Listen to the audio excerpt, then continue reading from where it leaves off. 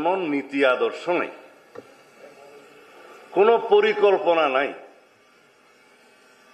শুধুমাত্র ধর্মের নামে একটা ট্যাবলেট বিক্রি করে জনগণের সাথে প্রতারণা করার পরিকল্পনা করছে। তাদেরকে জনগণ ইতিমধ্যে চিনেছে, তাদের মুখোশ উন্মোচিত হয়েছে। আমরা বাংলাদেশ জাতীয়তাবাদী দল, যিনি সৃজন করেছেন, প্রতিষ্ঠা করেছেন শহীদ রাষ্ট্রপতি জিয়াউর রহমানের রাজনৈতিক জন্ম থেকে তার শাহাদত বরণ পর্যন্ত, এবং দেশনেত্রী বেগম খালেদা জিয়ার রাজনীতিতে পদার্পণ থেকে আজ পর্যন্ত আমাদের অহংকার, আমাদের তারুণ্যের অহংকার আমরা বলি আমাদের নেতা জনাব তারেক রহমানের রাজনৈতিক সংগ্রামের ইতিহাস এখন পর্যন্ত। এই তিনটা বিশ্লেষণ করলে 5 মিনিটের মধ্যে বাংলাদেশ মানেই বাংলাদেশ জাতীয়তাবাদী দল। যারা বিনা কষ্টে জান্নাতে যেতে চাচ্ছেন, সেটার বাস স্টেশন কোথায় একটু আগে জেনে নেবেন। জনগণ এগুলো বোঝে। আমরা যা করছি তা হচ্ছে planning. Planning is half of the job. If you don't plan, you are planning to fail.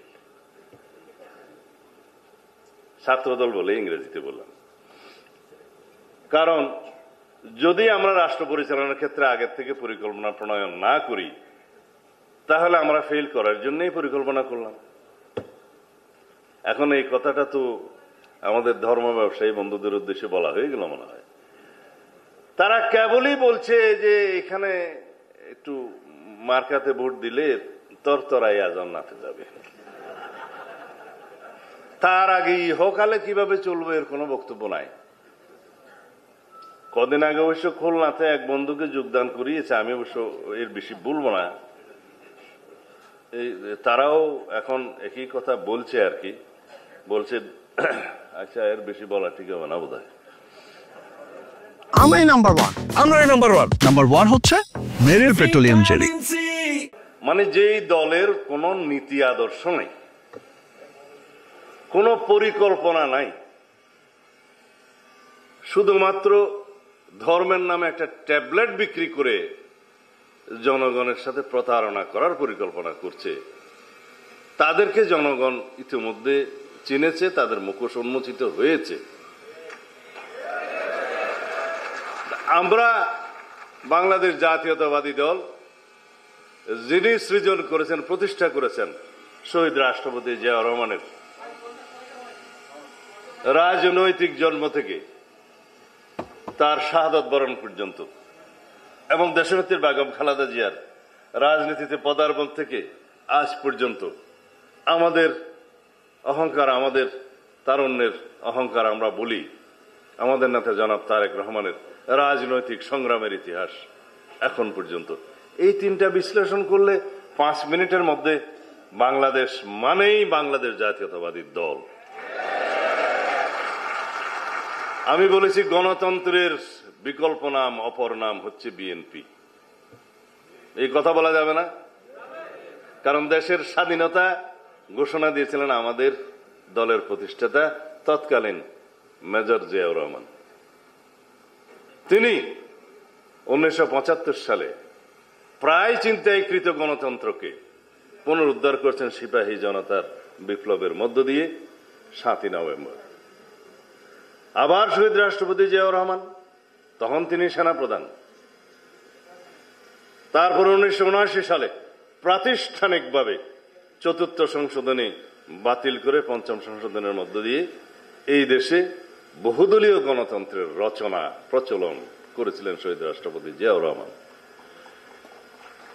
সেই 5ম সংশোধনী আমাদের সবাইকে জানতে হবে। বাংলাদেশের মূল ভিত্তি রচনা হয়েছে সেদিন বাংলাদেশের 2য় জাতীয় সংসদের সম্ভবত 3য় অধিবেশনে, খুব সম্ভবত। সেদিন বাংলাদেশে আইনের শাসন প্রতিষ্ঠা করা হয়েছে। বাকশালে ছিল রাষ্ট্রপতি বিচারপতিদের নিয়োগ করবেন, বরখাস্ত করবেন, বাতিল করবেন, সব ক্ষমতা রাষ্ট্রপতির। আইনের শাসন প্রতিষ্ঠা আমরা এখন অঙ্গীকারাবদ্ধ, ভিত্তি ওখানে।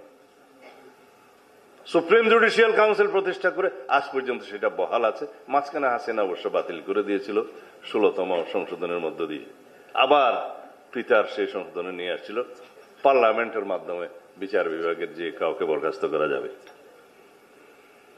যাই হোক, এগুলো আপনারা সংক্ষিপ্তভাবে বলবেন।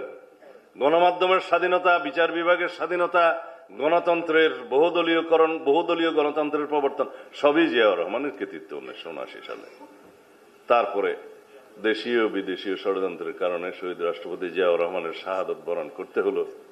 তারপরে শুরু হলো দেশনেত্রী বেগম খালেদা জিয়ার রাজনীতিতে আগমন, এদেশের গণতন্ত্রের পুনরুদ্ধারের জন্য লড়াই সংগ্রাম করতে করতে স্বৈরাচার সামরিক শাসন বিরোধী আন্দোলনে বিজয়ী হয়ে 1990 সালে 1991 সালে এদেশে সংসদীয় পদ্ধতির রাজনীতি চালু করলেন, সরকার পদ্ধতি চালু করলেন।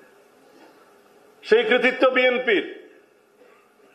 1996 সালে জনগণের দাবিতে আমরা গ্রহণ করলাম, সেই সংসদে আমিও একজন সদস্য ছিলাম, সংসদ সদস্য। 1996 সালে আমরা তত্ত্বাবধায়ক সরকার পদ্ধতি প্রচলন করলাম।